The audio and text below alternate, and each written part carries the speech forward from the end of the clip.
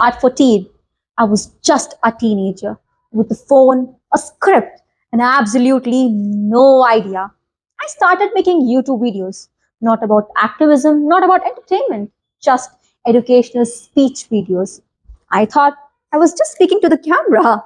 I didn't realize I was talking to people. And within a year, everything changed. By 15, I was standing on stages I had only seen in television.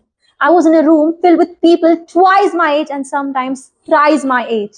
People with suits, people with titles, people who had spent decades building the world I was just learning to navigate. I remember standing behind the curtain, holding the note my mother had helped me practice, thinking, what am I doing here? I was 15. They were 45. They had decades.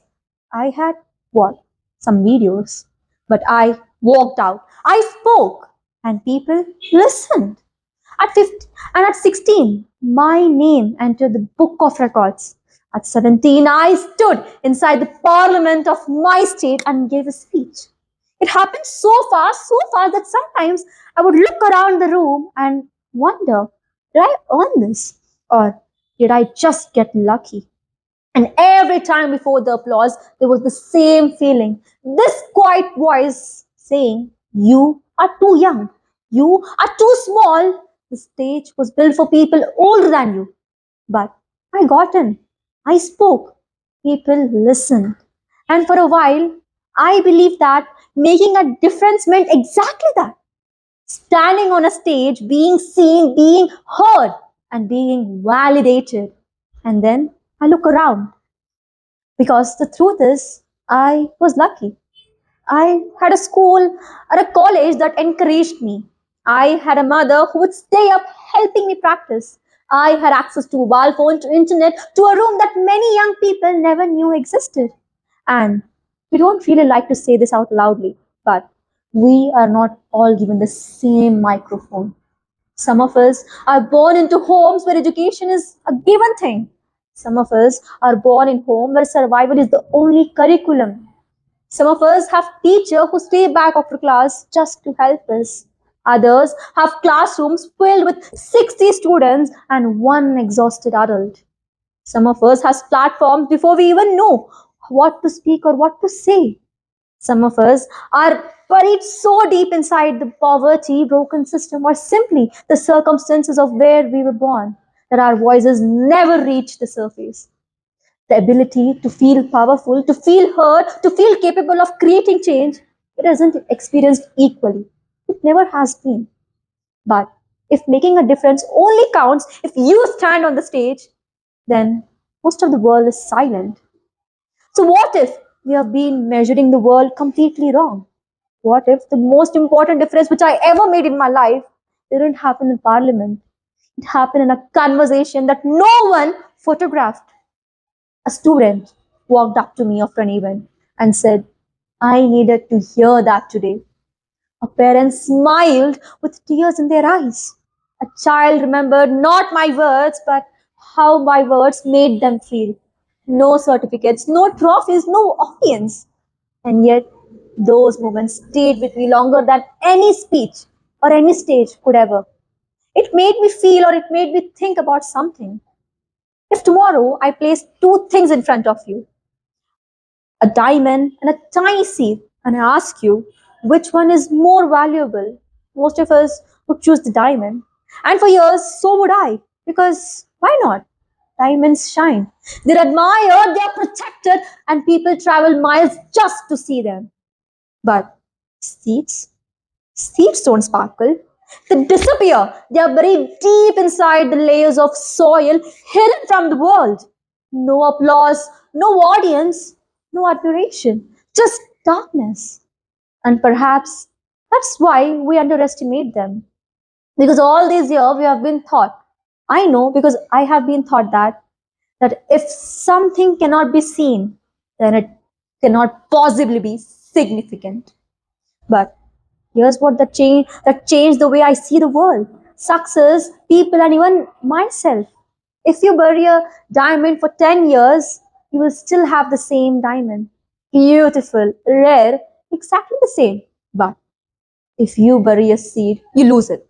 At least that's what it looks like. Days pass, nothing. Weeks pass, still nothing. And then one morning, without asking for anyone's permission, without making an announcement, it breaks through the soil. Tiny, fragile, almost invisible. But it keeps growing. Its roots stretch deeper than anyone can see. Its branches reach towards the sky they have never touched. Eventually, birds start building nests in it. Children play beneath its shade. Travelers rest beneath its branches. Generations find comfort because of something that once fit in a palm of someone. But I need to be honest about something. For this very metaphor to work, someone has to hand you a seed in the first place, and not everyone get that. My mother, for example, no one know her name. She didn't stand on any stage. She didn't collect any certificate nor a medal. But she was the one who supported me, stayed up helping me practice, and believed in me before I fully believed in myself. She was the seed. The teacher who stayed back after class just because one student needed 10 more minutes. They were seeds too. A parent who quietly sacrificed their own dreams so that their children could chase their dream. A neighbor who helps a stranger without expecting a thank you. None of them are viral. None of them are famous. None of them are trending. Yet, they are changing lives, one invisible moment at a time. I used to believe that making a difference meant changing the complete world. Now, I believe changing one person's world is enough. Because for that one person, you are the world. A seed never grows because it knows it will become a forest. It doesn't ask, will anyone admire my branches? Or will anyone remember my name? It quietly keeps growing, patiently, faithfully, simply. Maybe that's how we should also live our lives. Not because we have been guaranteed recognition, not because someone is watching us, not because we'll become famous one day, but because kindness, integrity, compassion, and courage are not performances, they are choices. Choices which we make even when no one are looking at us. And if we are fortunate enough to have been given a seed, if we are the ones who got educations, who got platform, the voice, then maybe our responsibility isn't just to grow. Maybe is to make sure that more seeds get planted in the soil that has been forgotten. I am 19 now, and I still think about that 14 years old teenager sometimes. The one with the phone, the one who thought that she was speaking to the camera, the one who had no idea that within 2 years she will stand in the parliament. The one who had no idea that 5 years later she would be here asking you to believe in something invisible. That 14 years old didn't know that if she could make a difference. She was just planting seeds, not knowing what they would become. And maybe that's the point. We don't plant seeds because we know that we'll become forest. We plant them because someone, somewhere needs shade. One day, years from now, I may never know every word my life would have touched. I may never know whether one conversation, one smile, or one moment changed someone's tomorrow. And perhaps I was never supposed to know. Because forests don't grow to thank the seed. They grow because the seed was willing to disappear first.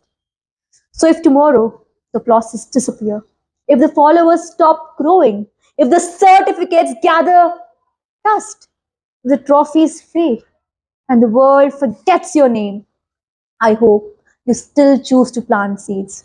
Because one day, someone you never knew, never met, might rest in the shade of a forest you never knew you grew it. The smallest differences is often invisible at first, but invisible has never meant insignificant.